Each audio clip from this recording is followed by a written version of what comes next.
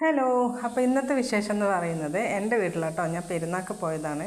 അപ്പോൾ പിറ്റേന്ന് ഉമ്മ പറഞ്ഞു ഇനി സാദാ ചോറ് വെക്കാം, ഇന്നലെ ബിരിയാണി നെയ്ച്ചോറൊക്കെ കഴിച്ചതല്ലേ, അപ്പം നമുക്ക് സാദാ ചോറ് മതി എന്ന് പറഞ്ഞു. അപ്പം ഉമ്മ അടുപ്പിൽ ഇട്ടോ ചോറൊക്കെ വെക്കൽ. ഞാൻ നിൽക്കുന്നിടത്ത് അടുപ്പില്ലാത്തതുകൊണ്ട് ഞാൻ ചോറും കറിയൊക്കെ ഗ്യാസുമ്മ തന്നെ കേട്ടോ. ഉമ്മ ചോറൊക്കെ അടുപ്പിലാണ് വെക്കുക. ഇങ്ങനെ ചോറൊക്കെ അരിയൊക്കെ ഇട്ടതിന് ശേഷമാണ് തക്കാളിയും ഉള്ളിയും ഒക്കെ അരിഞ്ഞ് വെച്ച്. സ്പെഷ്യൽ കറി എന്ന് പറയുന്നതൊന്ന് വെണ്ടക്ക മുളക് ഇട്ടതാണ് കേട്ടോ. അപ്പോൾ ഇഞ്ചിയും വെളുത്തുള്ളിയും തക്കാളി പച്ചമുളകും കറിവേപ്പിൻ്റെലും മല്ലിയിലൊക്കെ കൂടെ വെണ്ടയ്ക്കയും അരിഞ്ഞ് വെച്ചിട്ടുണ്ട്. പിന്നെ നമുക്കതിൻ്റെ കൂടെ കൂട്ടാനാണ് ഈ ഉണക്കലും പപ്പടമൊക്കെ ഉണ്ട് കേട്ടോ. നല്ല അടിപൊളി കോമ്പിനേഷനല്ലേ, വെണ്ടക്ക മുളകിട്ടതും പപ്പടും ഉണക്കലും അടിപൊളിയല്ലേ. ഒരു കോഴിമുട്ടയും കൂടി ഉണ്ടെങ്കിൽ സൂപ്പർ. അപ്പം കോഴിമുട്ടയൊക്കെ പൊരിക്കുന്നുണ്ട് കേട്ടോ. കുട്ടിയൊക്കെ ഉണക്കലൊന്നും പറ്റില്ല, അപ്പം ഓരൊക്കെ കോഴിമുട്ടാണ് ചോറിന് കൂട്ടൽ. എൻ്റെ അമ്മ വെക്കുന്നതുകൊണ്ടായിട്ട് പറയില്ല കേട്ടോ. ഈ തക്കാളി മുളകിട്ടതായാലും വെണ്ടക്ക മുളകിട്ടതായാലും ഉമ്മ ഉണ്ടാക്കി അടിപൊളി ടേസ്റ്റ് കേട്ടോ. ഞങ്ങളൊന്ന് എത്ര വെക്കാൻ ശ്രമിച്ചാലും അതുപോലെ ടേസ്റ്റ് വരുന്നില്ല. അമ്മമാരെ കൈപ്പുണ്യം കൊണ്ടായിരിക്കും അല്ലേ.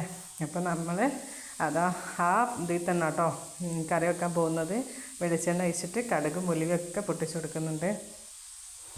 അതിലോട്ട് തന്നെ നമ്മൾ അരിഞ്ഞു വെച്ചിട്ടുള്ള തക്കാളി ഉള്ളി ഇഞ്ചി വെളുത്തുള്ളി കറിവേപ്പിൻ്റെ ഇല പച്ചമുളകൊക്കെ ഇട്ട് കൊടുക്കുന്നുണ്ട് കേട്ടോ. വെണ്ടക്ക ഇട്ട് കൊടുക്കുന്നില്ല.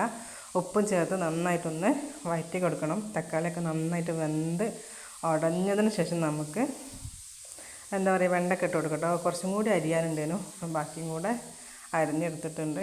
അപ്പോൾ ഇതിലോട്ട് മെയിനായിട്ട് നല്ല പുളിയാട്ടോ വേണ്ടത്. പുളി ഇതുപോലെ കുതിർത്തിട്ടിട്ട് പുളി പിഴിഞ്ഞ്, നല്ല പുളിയാണല്ലോ വെണ്ടക്കക്കറിക്ക്, പുളി ഉണ്ടെങ്കിൽ നല്ല ടേസ്റ്റാട്ടോ. തക്കാളി ഉള്ളിയൊക്കെ വഴണ്ട് വന്നതിന് ശേഷം ആ വെണ്ടയ്ക്ക ഇട്ട് കണ്ടൊന്ന് വഴറ്റിയെടുക്കുന്നുണ്ട് കേട്ടോ. ഇനി നമുക്ക് ഇതിലോട്ട് മസാലപ്പൊടികളൊക്കെയാണ് ഇട്ട് കൊടുക്കുന്നത്.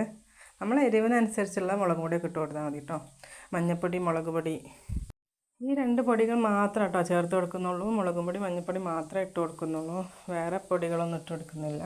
നന്നായിട്ടൊന്ന് എന്താ പറയുക മുളകൊക്കെ ഒന്ന് മസാലേൻ്റെ മണമൊക്കെ ഒന്ന് പോകുന്ന വരെ നന്നായിട്ടൊന്ന് ഇളക്കി കൊടുത്തതിന് ശേഷമാണ് നമ്മൾ കുതിർത്ത് വെച്ചിട്ടുള്ള പുളിവെള്ളം അതിലോട്ട് ഒഴിച്ച് കൊടുക്കുക.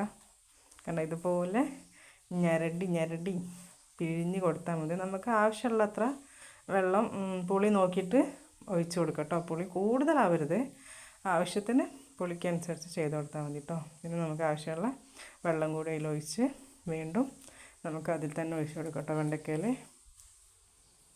നിങ്ങളൊക്കെ ഇതുപോലാണോ എന്താ പറയുക വെണ്ടയ്ക്ക മുളക് ഇടണമെന്നൊന്ന് കമൻറ്റ് ചെയ്യണം കേട്ടോ. വീഡിയോ മുഴുവനായിട്ട് കാണണേ.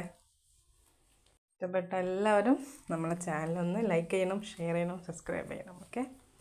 അപ്പോൾ ലാസ്റ്റ് നമുക്ക് ഉപ്പൊക്കെ നോക്കിങ്ങൾ ഇട്ട് കൊടുക്കണേ. ആവശ്യത്തിന് ഉപ്പൊക്കെ പിന്നീട് ഉപ്പിടാൻ നിൽക്കരുത്, കാരണം വെണ്ടയ്ക്കയിലൊക്കെ പിടിച്ച് വരുമ്പോൾ അപ്പം ഉപ്പൊക്കെ നോക്കി നന്നായിട്ടൊന്ന് തിളച്ച് അത് കുറുകി വരുന്ന സമയത്ത് നമുക്ക് ഓഫാക്കാം കേട്ടോ.